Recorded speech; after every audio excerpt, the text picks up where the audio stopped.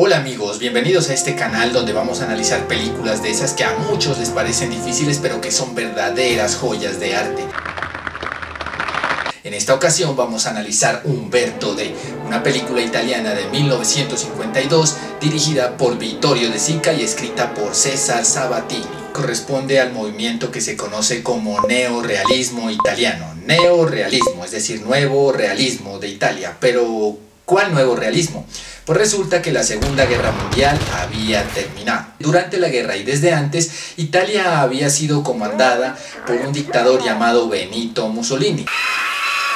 El fascismo es un régimen donde no hay cabida para otro pensamiento, únicamente se hace lo que diga el gobierno. Obviamente el cine no escapaba a esta realidad, todas las películas que se hacían tenían que ser patrióticas, propagandísticas, hablaban sobre el gobierno. Finalmente termina la guerra, Benito Mussolini es fusilado por sus opositores y como cualquier otro país después de una guerra, pues Italia quedó con su economía por el piso, destruida. Y así es como surge este movimiento del neorrealismo italiano, donde destacan directores como Vittorio De Sica, quien con su guionista Sabatini hacen Umberto D. Esta película hace parte de una tetralogía, es decir, 4 películas desde donde se aborda toda esta desolación de Italia. Lustrabotas, El ladrón de bicicletas, Milagro en Milán y por supuesto Umberto D. Esta es una película que nos hará llorar, pues su tema es la vejez, la soledad y la pobreza. La película se llama Umberto D porque cuenta la historia de Umberto Domenico Ferrari, quien es un anciano, un jubilado, a quien no le alcanza la pensión para pagar el cuarto donde él vive y por supuesto su cruel casera intentará sacarlo.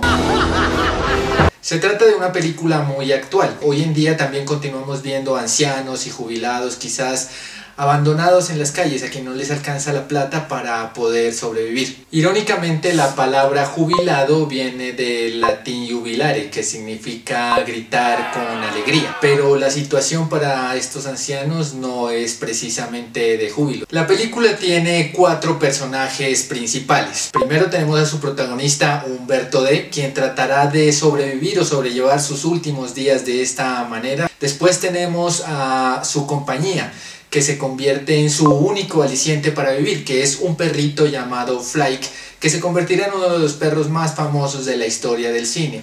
Siguiente personaje es la criada de la casa donde él se hospeda, que es una jovencita que también está sufriendo, puesto que se encuentra embarazada y no sabe si su hijo es de un novio o de otro. ¡No, God!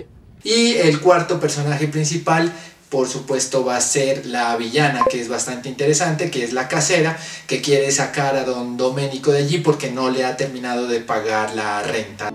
Todo en este lugar es inferior. La película inicia con una marcha de estos ancianos pensionados exigiendo que le suban a su jubilación y la marcha es disuelta por la policía. Es muy interesante ver que aquí cuando don Domenico se refugia de la policía se encuentra con otros 2 ancianos que son representativos de esas personas que sienten o no empatía por las marchas y las reclamaciones hacia el gobierno. ¡Canallas! Por Dios, que no le oigan o nos meterán en la cárcel. No les digo a los guardias, sino a los organizadores de la manifestación. Y por el otro lado tenemos a otro anciano que a pesar de que no tiene deudas, pues es empático. A decir verdad, yo tampoco, no tengo deudas. El guionista Sabatini parece querernos ir presentando problema tras problema en un crescendo que vamos viendo durante la película. Pues después de la marcha, que es disuelta, don Umberto se va a un restaurante donde parece que alimentan a todos estos ancianos desvalidos y aquí podemos observar su situación porque prefiere darle la comida a su perro. Y acto posterior intenta vender un reloj que viene para mí a ser como un símbolo de que su tiempo o su vida está llegando a su fin. Se lo intenta vender a otro personaje que le da mucho menos de lo que pide y parece ser un anciano que también necesita pedir limosna para sobrevivir. Así continuamos con este crescendo poco a poco de penurias y se agrega que cuando don Humberto llega a su casa, a la pensión donde se aloja, pues la casera ha alquilado este cuarto para que estén un par de amantes. ¿Quién hay en mi habitación? Aquí nos vamos dando cuenta que estos tres personajes humanos representan tres estadios de la vida. La muchachita, que es bastante joven, que tiene una ilusión por vivir, pero que sin embargo en este mundo de la posguerra tiene este infortunio. Después tenemos a la casera en la mitad, que representa como la edad adulta, pero esta es una persona malvada a quien únicamente le interesa el dinero por sobre la humanidad. Y por supuesto tenemos la edad del adulto mayor, representada por don Humberto, que está totalmente desilusionado de todo este sistema y de toda la vida que le ha tocado. Quizás en esta película no es tan importante la cadena de sucesos que van pasando y pasando para darle dinamismo a la narración de la misma, sino es muy importante para el director tratar de mostrarnos lo que pueden estar pensando estos personajes, ¿no? Todo su interior. Por eso hay unos movimientos con la cámara muy lentos, unos traveling donde se van acercando hacia la mente del personaje. Y una de las escenas que más recordaremos de esta película y que nos demuestran el deseo de Sica por mostrarnos esta parte interior de los personajes es la levantada de la muchachita, de la criada, cuando parece que no pasará nada. Ella simplemente mira al techo, ve un gato, se levanta, va a la cocina, muele lo que parece ser café, llora, pero lo que intenta mostrarnos es todo ese dolor que hay por dentro y todo ese pensamiento de, bueno, ¿y ahora qué va a ser de mi futuro? Una de las características de este movimiento neorrealista era que intentaba transmitirnos la sensación de que esto que estuviésemos viendo se trataba de una realidad, casi como un documental. Y para ello tenemos algunas acciones como las que mencionábamos anteriormente, donde el personaje parece que no hiciera nada, donde no hay ningún tipo de elipsis o salto de tiempos. Y también hay detalles muy bonitos, como aquí cuando don Domenico está internado en esta especie de hospital, que la criada va a traer un taburete y se lo quita a otro personaje. Quizás esto no es tan importante para hacer avanzar la narración, pero sí nos da la sensación de que son cosas familiares a nosotros y que nos ha pasado en cualquier momento o que nos podría suceder. Esto nos da esa sensación maravillosa de realismo que quería transmitirnos este movimiento. Y aunque parece que don Domenico se ha recuperado un poco después de estar en este hospital, pues las cosas malas no dejan de suceder. Y el perrito Fly, que es el único motivo que tiene don Domenico para vivir, pues se ha escapado de la casa. Afortunadamente logra encontrarlo y después de esta secuencia nos encontramos con una de las escenas más tristes de la historia del cine, que es cuando don Domenico se anima a pedir limosna y lo piensa. Es otro de estos ejemplos de escenas donde no hay elipsis y donde nos quieren mostrar el director todo ese sufrimiento del personaje, de tal manera que él mira a otro mendigo que está pidiendo, intenta imitarlo, pero se arrepiente en el último momento, ¿no? Vuelve a voltear la mano como si estuviera tanteando si está lloviendo o no.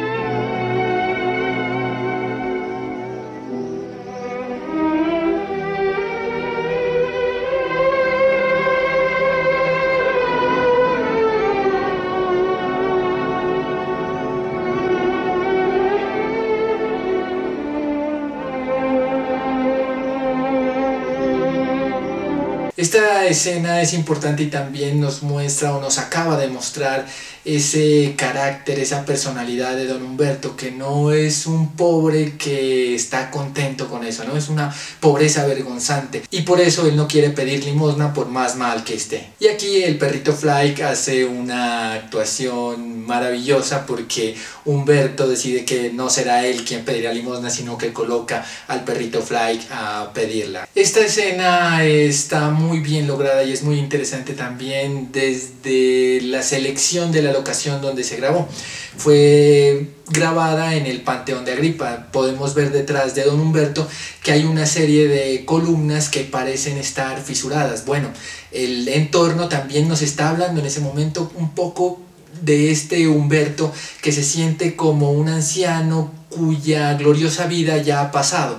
Recuerden que el Panteón es un antiguo templo donde se elogiaba o se hacía culto a todos los antiguos dioses griegos. La dirección de arte es impresionante en esta película, y para eso vamos a tomar como ejemplo la escena donde don Humberto ya decide irse finalmente de la pensión. ¿Irse a qué? No lo sabemos.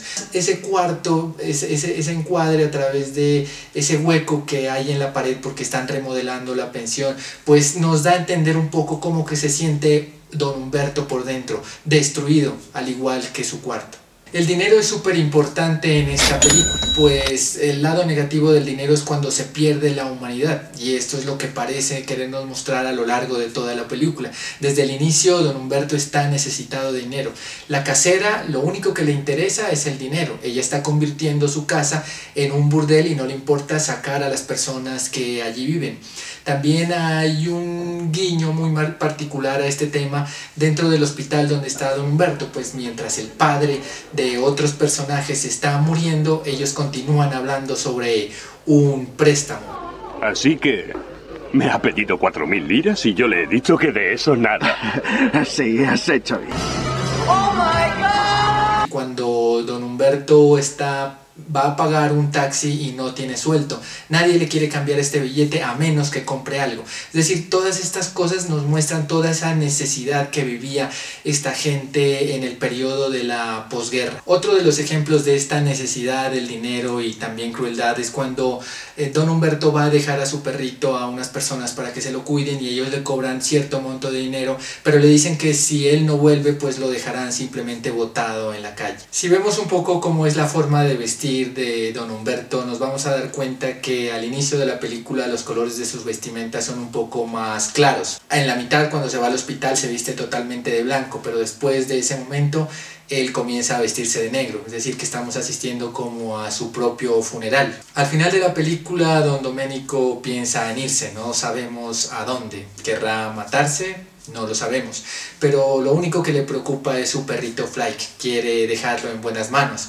Y esta escena del parque es bastante triste porque él intenta regalárselo a una niña, luego intenta perderse de él, no sabe qué hacer, está desesperado y finalmente pues toma la decisión más desesperada que podría tomar un hombre, que es lanzarse al suicidio en las vías férreas.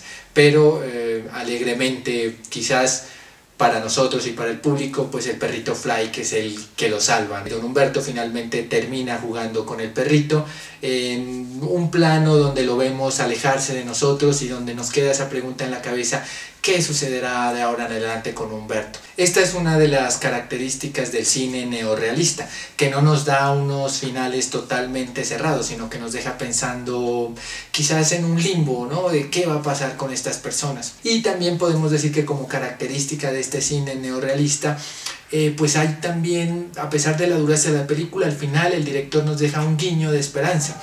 Ese guiño de esperanza está representado en unos niños que pasan allí jugando con la pelota y también salen de cuadro.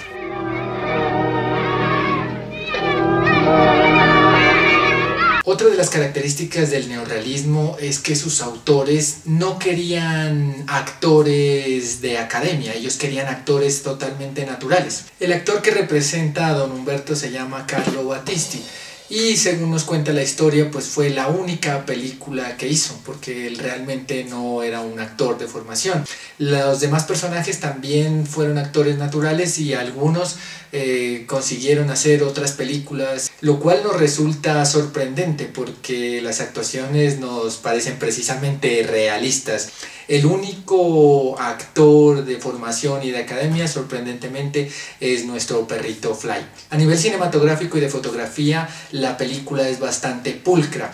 La mayoría de planos son planos medios, pues intentando mostrarnos precisamente ese interior del personaje, todas sus expresiones, la manera como sufre. Los planos más amplios, más generales, están muy bien cuidados y nos vamos a dar cuenta que tienen una cantidad de diagonales, además de que las diagonales pues nos hablan como si nos trazaran un camino, quizás también inconscientemente mostrándonos, bueno, cuál fue la vida de don Humberto y hacia dónde irá don Humberto, hacia dónde irá esta muchachita y hacia dónde irá esta malvada casera, qué pasará con la vida de Fly, ¿no? Como si fuera una proyección o una perspectiva hacia un lugar que nunca lo sabremos. Y por supuesto algo que se nos quedará en la mente y no se nos borrará jamás con estas diagonales son las vías férreas del tren donde don Humberto tristemente intentará quitarse la vida al final de la película. La música también es una parte bastante importante de la película, pues si nosotros hacemos el ejercicio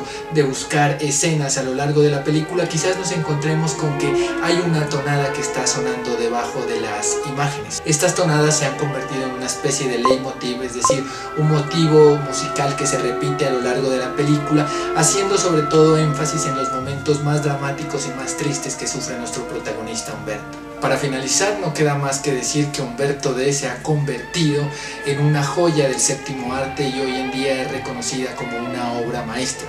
Es una obra que nos enseña mucho sobre cinematografía, sobre cómo hacer películas, cómo construir guiones, cómo construir una historia con un personaje que aparentemente no le pasan cosas demasiado grandes, pero con el cual podemos contar una historia poderosa y podemos hacer reflexionar a la gente sobre qué está pasando con nuestros ancianos, qué pasa después de una guerra, cómo tenemos que valorar a estos adultos mayores, cuál es el papel del dinero que juega en nuestra humanidad, si es más importante que lo humano, o si nosotros estamos dispuestos a ser empáticos con las luchas de las demás personas. Por eso Humberto D es muy grande.